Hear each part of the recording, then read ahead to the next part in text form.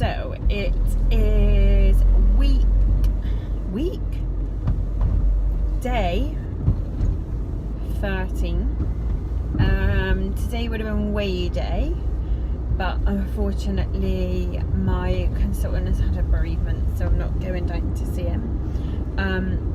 As my scale said exactly the same as his scales last week, I will be using the weighing from my own scales to report what I lost. I'm just on my way home from work, doing my favourite pastime of traffic. I live in Bristol, and we are continuously reported for us having some of the worst rush hour traffic in the country. Fantastic. I'm just driving up one of our main roads out through town, and pretty much the whole of this road is filled with takeaways, fast food, crap. So I've already passed, in that first little bit down there when I started my vlog, I've already passed about 4 or 5 takeaways. There's another one just here, I'm not quite sure what this one is, next to a convenience store. Obviously that's not just all crap in there.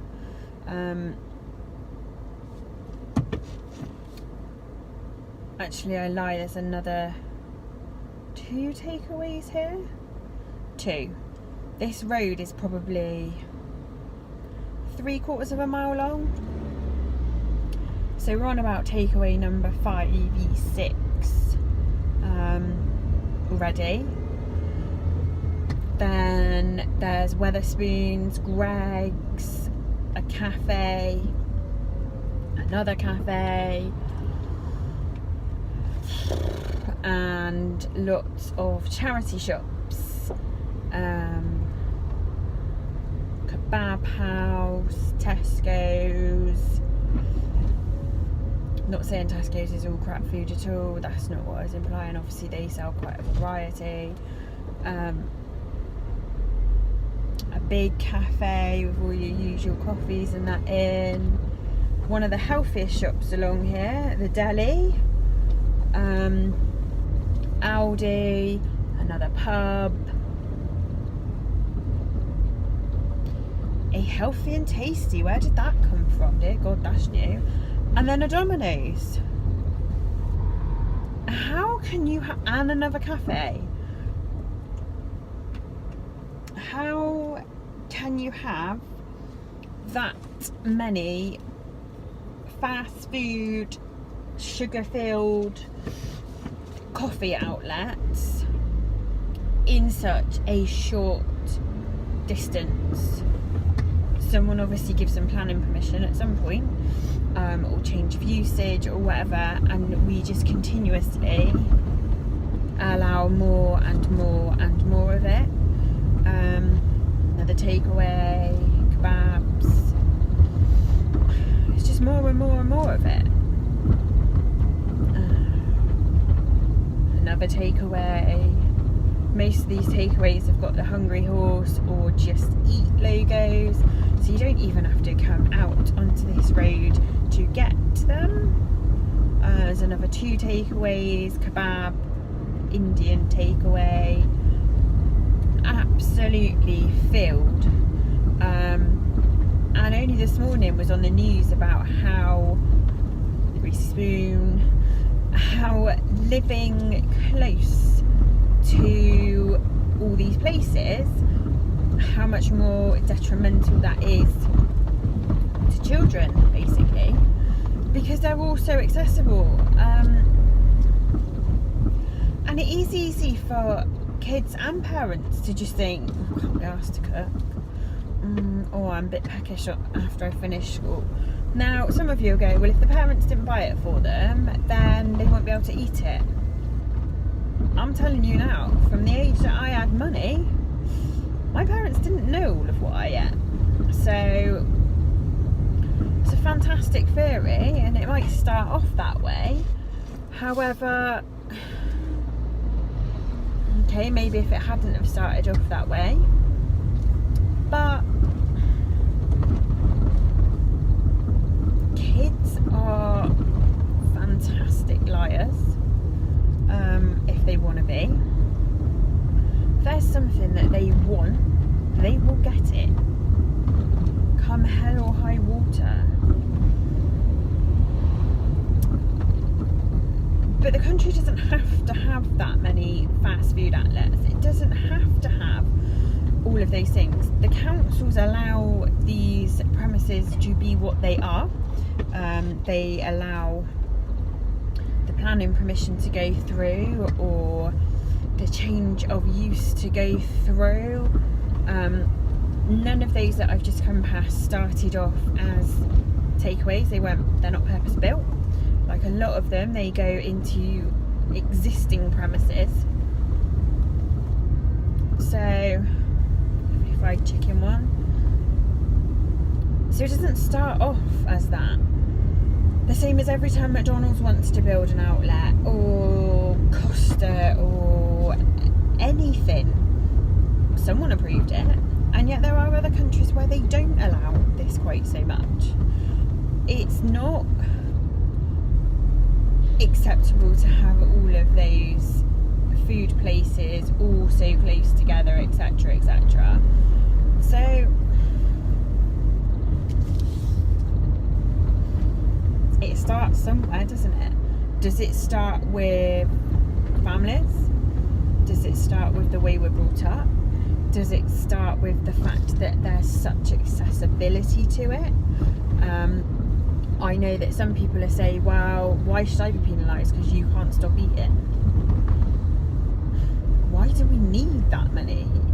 Do you seriously need, what, 6 coffee shops and 8 or 9 fast food outlets within a mile on the same road? You know, we're not talking within a circular mile from a pinpoint in the middle there. We're talking about driving along one road, and that's every shop that's along it. You know, you've barely got to walk another 2 paces before, there you go, now you've had your pizza, do you want your kebab after? So, you know, those people that like their takeaway and are of, you know, are the person that would only have, say, one a month. If you enjoy doing that, do you need a selection of 9 different takeaways within one road, of which half of them are one thing and half of them the other? It's not like you're getting loads of choice either. I think there's far too much of it now. Does it start in the schools because we no longer teach kids to cook? Does it start with parents not teaching their kids how to parent? Parents not teaching their kids to cook? Is it a lack of knowledge, understanding? It won't happen to me. The thing is, I think it's a bit of all of those things. And I don't think we realise it until it's too late. Some people are sort of say, well, surely you can see that your kid's fat, or surely that you can see that your partner's fat, or whatever. You don't always just notice it like someone who hasn't seen you for 6 months. You know, if you've not seen someone for 6 months and they've put on 3 stone, you'll notice that. If you see someone every day, you don't notice it like other people would. So, yeah, it definitely makes you think, but it makes me think anyway. I'm just coming up into one of the main high streets, just straight by a pub, curry, fish and chips, Indian restaurant, another Indian restaurant.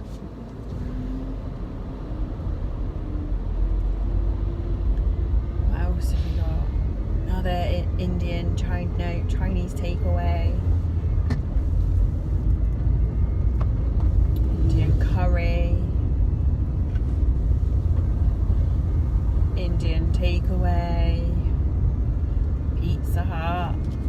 Like, and I'm not even into the main high street yet, and it's just endless. Takeaway after takeaway after restaurant after kebab house. Don't really do healthy takeaway here, do we? Like, just, it ain't something that we really offer. Get the odd sort of takeaway bits, usually in a town centre. So I know that's coming in a little bit more. So, but who drives into a town centre to get a takeaway when they're at home? Not many people really, do you? You get your takeaway from your local takeaway, and now they are getting ever and ever more local.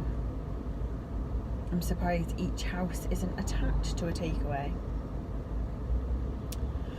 Anyway, so I think I'm just rambling on now, but I think you well and truly get my gist of where I'm coming from. Pretty much soon we'll all be working from home, never leaving our house, ordering our food. Why would I ever need to move again? Because I'm pretty sure there's some people that they have that ability already, to not need to leave their house for a number of days if they didn't want to. So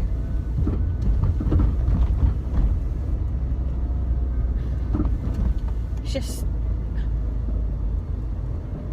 food for thought. And there is, places do have the, you can have healthy takeaways. When I was over in America, which I know is probably a little bit ironic, me and my sister had some amazing deli takeaway stuff. Hot meals there that you can take your portion of, along with your salad and your potatoes, and it's all cooked for you, but you go and take it. It was bloody fantastic. Absolutely amazing food, freshly cooked, and just tasted amazing. Really did. And yet here we get stuff that we say tastes amazing, but actually when you don't eat it for quite some time and you go back to it, you can taste the salt and the sugar and the chemically side of it. Now, I'm not saying that when I get to the end of plan I'm never having a McDonald's again, or I'm never having this again, because that's bollocks. I've got no intention of giving it a this is on the black list, this is on the white list. That's not how my mind functions at all, in any way, shape or form. It's about getting that balance. It's about not using food to cope with things in life. So, which is exactly what it's used for. So it is 110% about no longer using it as a coping mechanism, to find other ways, whether that be, I'm not going to say go for a run because I just can't imagine myself doing it, but whether that be go for a walk, do yoga, or I don't know, whatever it is, it's not going to be shoveling down a share bar of chocolate or a share bag of crisps.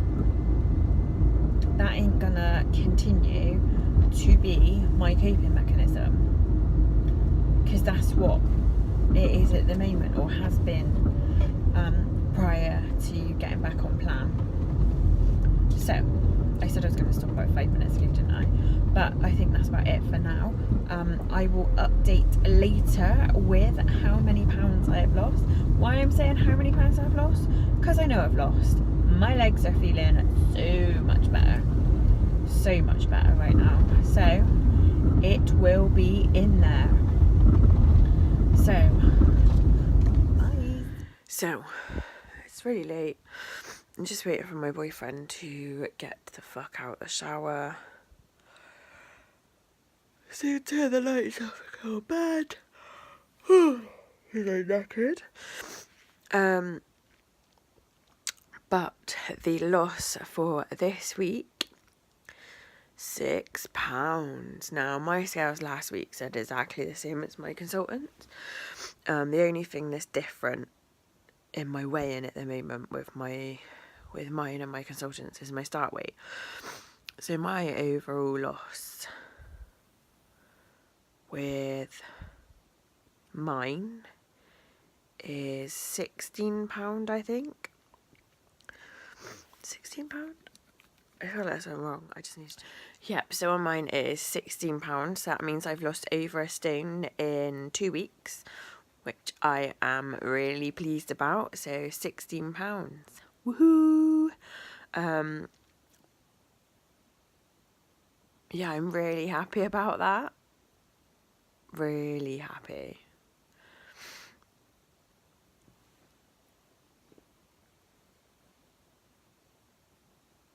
Really, really happy about that. So yeah, so £6 this week, which takes me to 23.2.